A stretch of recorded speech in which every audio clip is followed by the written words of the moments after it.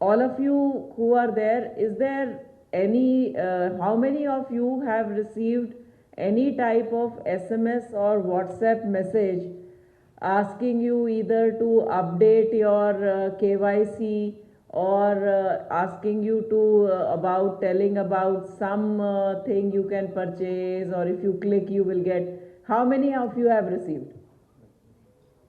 How many? Is there anyone who has not received? All of us. And how many of you have actually otherwise, I mean, this is shows that how much is the reach of cyber crime and cyber criminal. On the other hand, traditional crime, how many of you had in which your house was burgled? घर पे चोरी कितने करोगे, घर के लोगों के घर में चोरी हुई है अभी तक? कोई भी नहीं है, not even one. So this is the state, or this is the reality of time, कि each and every one of us has been in some way been touched by the cyber criminal, or their attempt on us, on each and every one of us. And therefore we felt that it is extremely important for all of us to be aware of what are the basic do's and don'ts in to protect ourselves from cyber criminal. You see, the cyber criminal will keep changing their MO. OLX, OTP fraud, we all know about OLX and OTP fraud. Then came our online gaming, then the loan apps, then the investment frauds now. Now the latest is the courier fraud, in which you get a call from the customs department, so-called customs department, saying that you have some package which has material on which you can even be get arrested. Okay, and then you give money. So the modus operandi will keep changing, the MO will keep changing. Every day they will bring up some new thing. But at the basis or is what? Is very simple thing, that if we do not respond to unknown calls, if we do not click on the links which are sent to us, if we do not engage with people whom we don't know and start talking to them and sharing our details, then you will not become a victim of cybercrime. Correct? सही है ना? अगर आपने बात नहीं किया, आपने respond नहीं किया, आपने कोई लिंक क्लिक नहीं किया, आपने अपना कोई इंफॉर्मेशन शेयर नहीं किया, तो what ever be the MO, whether they will ask you to invest money, whether they will ask you to do some like, whether they ask you to take a loan, nothing, you will not become a victim. And which is the most important thing which we want to tell to everybody, to you and through you to the public, that cyber offenses are preventable only if we are careful. Now the Cyber Bureau, which was established in May last year, so we are not even 1 year old. We are the first state to have a full-fledged Cyber Bureau. We are also the first state to establish 1930, which is the national call helpline for reporting of cybercrime. And once you are free, we welcome you to have a look at our 1930 call center. Now in this 1930 call center, we have received more than 90,000 calls. One of the largest in the country, because we started early and we are doing lot of awareness campaigns for people to report what is happening. Now 1930 mein, when you receive a call, especially when you receive a financial fraud ka call, what happens is that we can immediately block the account into which the money has gone. Now in Telangana, we have blocked 128 crores, right? 128 crore money has been blocked by us in accounts where this money was transferred. Again, almost 8 crores of this is already returned to the victims. Both the figures are again the highest in the country. Similarly, when it comes to criminals, so here we are doing mapping, developing links of the criminals, and not only Telangana, across the country. So we have more than criminals who were involved in more than 12,000 cases across the country. We have established links and informed the concerned police about that this accused is actually involved in your cases. In fact, recently a group of 72 accused from Jharkhand who are involved in more than 9,000 cases are being also brought on PT warrant to the state.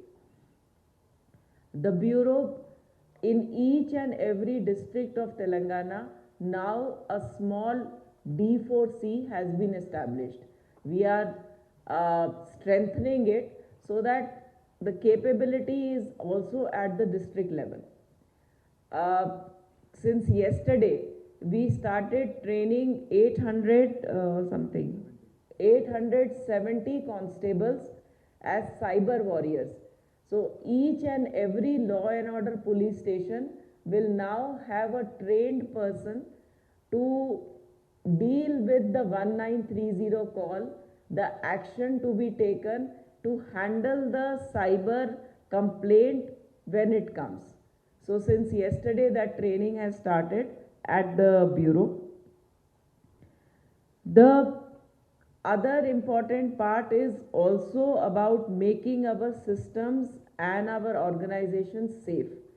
So the cyber security aspect, already we are preparing a cyber hygiene document which will be circulated to the police as well as all other government departments on how to keep the organization safe and how the individuals can keep safe and what should be the do's and don'ts when you are working.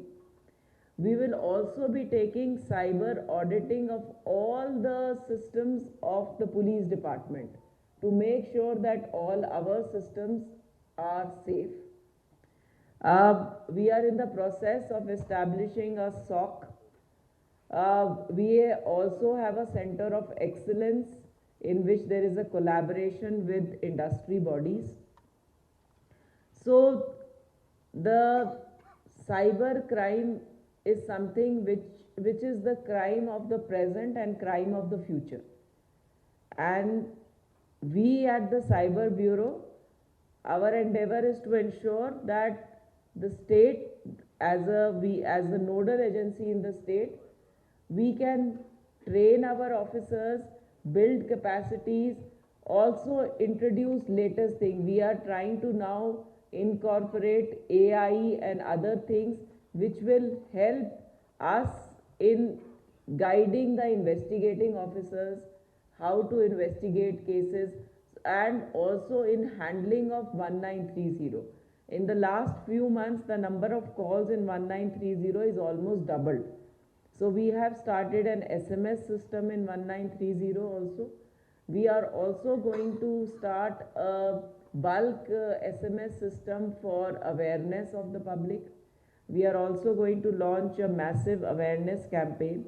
But today we are first trying to tell you about what are the basic do's and don'ts which you can follow.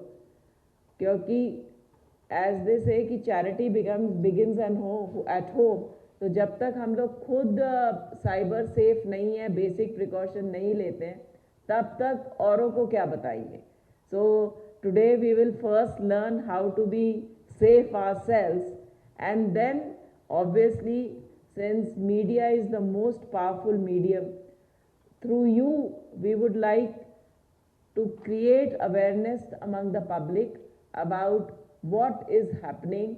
We will be telling you, you know, every month we will be also sharing that what are the most common modus operandi which are happening. We request you to publish and what are the do's and don'ts to for the public to know कि this is what is happening and this is what I should do, not do or do. So we'll request you that this workshop is our first attempt. We will like a feedback from you that whether it is useful, you want us to modify it, we can have another one which can have more things. So it is not that it is the first and the last one. We are also in the learning process where we are doing the first one for you, and depending on feedback we will have more of these. And I also welcome you that whoever whenever wants to visit the cyber bureau, cover the work we are doing, understand what we are doing, क्योंकि unless until you see आपको नहीं समझ आएगा कि किस तरह से यहाँ पे काम हो रहा है. So and with that build confidence amongst the public also. We do not want anybody to feel helpless that crime ho raha hai or we will become victims. We are not helpless. DG sir, to the ICCC and the Cyber Security Bureau office, and I thank him for being part of this, and I thank Mr. Shikha Goyal for inviting me here. So it has been a very educative session. Though I joined in the middle, as the director's Cyber Security Bureau was saying, we think we are all really very educated and we are not vulnerable to any of these things. But after listening to the speaker, who was he, Shikha? You are very good, and the way you explained also, because some people use jargon and then we get more confused. But you have been really very, made it very simple. So I also realized, how many, mistakes we have been doing and how often we have been doing when it comes to using IT, using your mobile, Android and all that. And it is very innovative that Mr. Shikha Goyal, Director CSB has organized, and her staff organized this kind of awareness to the crime staff. Now you will be the ambassadors, you will be writing more about it, you will be educating the people in your columns, in your media, to see that they don't fall prey to this. Because what I have seen is in Hyderabad city alone, every day I am witnessing about, because now reporting is also more because we are encouraging people, it's about 20 average. I was just sharing it with you sir and also with the Honorable CM other day when Honorable CM, we were in a meeting, in fact an informal chit chat with him, that average 20 cases are reported to our cyber crimes wing, which I think is only about 1/4 of the actual crime that is happening in the city, within the Hyderabad city police. So that is the magnitude of this issue. What I have seen is some people are falling prey because they are not aware of these things, the dangers. They are not aware of the security precautions they have to take, which are very simple. That doesn't cost much. Suppose the pitfalls in your Android, the security features are there within the Android, but we don't know about it. And some people, but yes, some of them are not, I don't call them as victims because they are the willing victims. They have been the people who have been of speculative nature, trying to invest and trying to make money, more money, and speculative nature would certainly land people into trouble, whether it is online or offline. So, but such people, they will only realize after they lose very badly. Perhaps they lose so badly that they won't even recover in their lifetime, but they are still victims. But you can't really help anything because it's their mindset to play these speculative things. Then other people, I found that the people who have money, spoiled brats, who can splurge money. So they are into these kind of things, splurging money, and even if they lose also, perhaps they don't bother, and these cases don't get reported. But there are many others who are innocent victims, and the middle class and lower middle class who, like, for example, One example would be these likes. They say falana item, falana movie is good, falana hotel is good, and if you like, then if you share your like, you'll be sent some money. And if you can get more likes to it, you will be sent money. Then they'll say you deposit this much money because or you share your account credentials, and then we'll send you money. And finally, he or she ends up losing the whole money in her account, his or her account. So these, I think anybody can fall prey to this kind of thing because this is a luring by them and innocent way of falling prey to this. So we can prevent, I feel, because I've been police officer for so many years now. So prevention is always one of the important jobs of police. Prevention, then detection. So after the crime happens, it's called detection. But before crime happens, it is prevention. Prevention can be more effective. I mean, there can't be any other area where prevention can be more effective and more predominant than the cyber crimes area. So if only we educate our citizens, our students, everyone, all sections of life, including ourselves, perhaps 60% of the crime, that's my guess, there's no research to support this, 60% of the crimes, cyber crimes, can be reduced just by creating proper awareness and campaign. And we along with CSB, director and our staff, will be working to see that, this awareness campaign is taken up in a big way. And the government is also very keen. In fact, they're so keen that, we must immediately start using the media, using the social media, using the electronic and print media, using the medium of cinema, movies and TVs and other things. So we certainly, and even the FM radio and other things. I think we can, in a big way, prevent these crimes if we create awareness.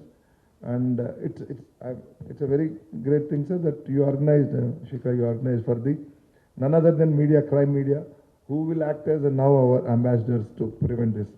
And I thank Madam Shikha for giving me this opportunity. Thank you so much.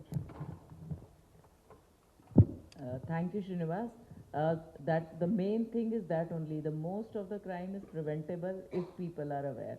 So that is why we started this, and especially with the Hyderabad, Cyberabad and Rachakonda commissioners' help and coordination, the Bureau hopes that the message will go to maximum number of people.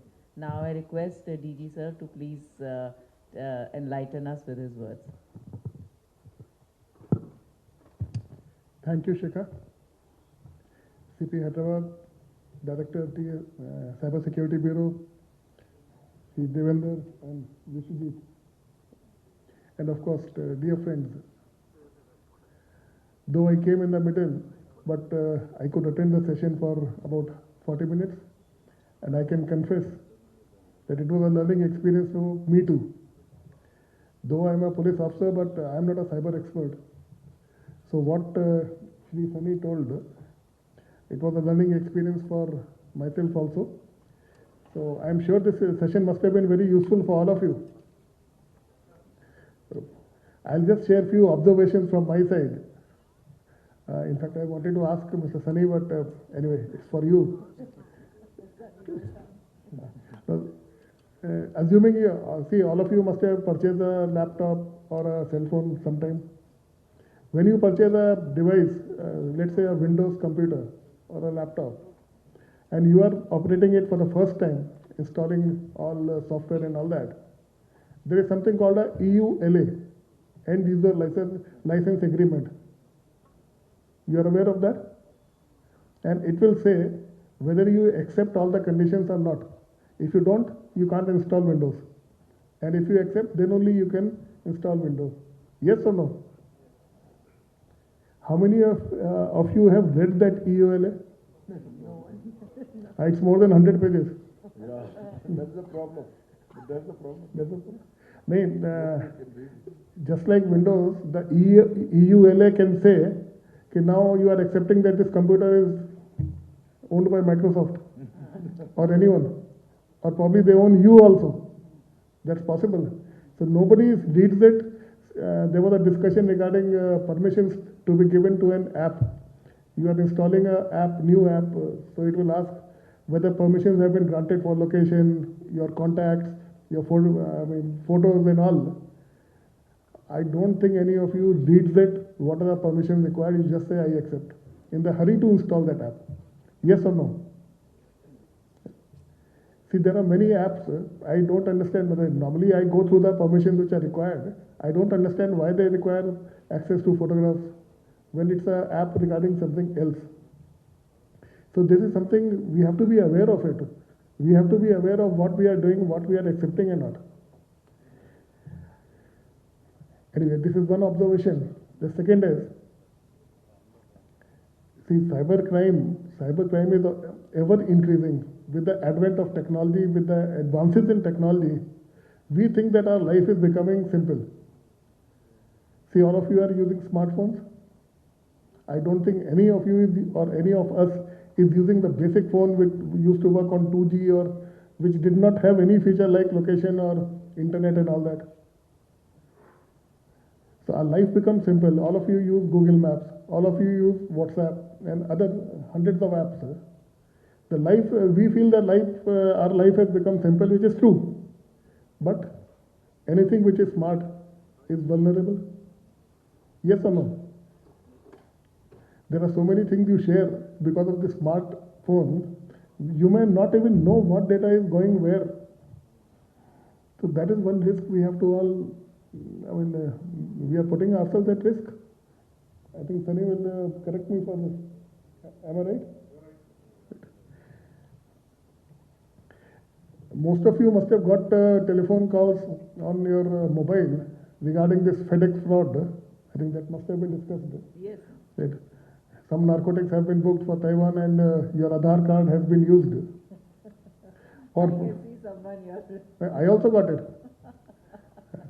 This or your electricity is going to be disconnected at 9:30 p.m. because your bill has not been paid. And that person will lure you into paying that small amount.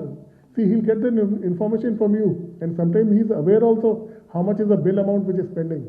And he says if you don't pay it by evening, by 9:30, your line will get disconnected. And he will give you a call at 7 p.m. and he knows very well that physically you can't pay it. So he will say, why don't you pay it through GPay or some phone pay or whatever. So, this one came to me about 6 months back. So I called up my orderly and shouted at him, "Kyun pay nahi hua abhi tak?" See, all of us fall in that trap. Then I said, okay, it's not that. And one old one is your credit card or debit card will be blocked, your bank account will be blocked. So there is a verification call from the bank and you have to give your OTP. And most of us will do. To confess, a very senior officer, even DGP Karnataka, once he was trapped in this OTP thing, despite knowing all the about all the cyber crimes. So why this happens? Lack of awareness is one. The second most important thing is all these criminals, they thrive on fear. They create some sort of fear that your Aadhaar card has been used for booking some narcotics and you will land in deep trouble, or some illegal stuff which has been seized by customs. FedEx thing. Or your electricity, what I said, it's being cut. It's all fear-based. First they'll put some fear in the victim, and because of that fear, the victim will be more than ready to share all the details or whatever information is required, and the fraud happens then. Similarly, the third thing is the desire to make quick money or greed. See, what CP was just mentioning, this YouTube videos, if you like, or if you review some eateries or something, you do for 4 videos, if you like, you will get 150 rupees. After that, they will again give you some more money for some more videos. And next step would be, they'll say, we'll give you much more money, but why don't you create a wallet? And if you pay 2,000 rupees, so the returns will be twice or thrice or something like that. And then you'll put money in that wallet. They'll add money after you like the videos. They will also add money. The amount will grow very fast.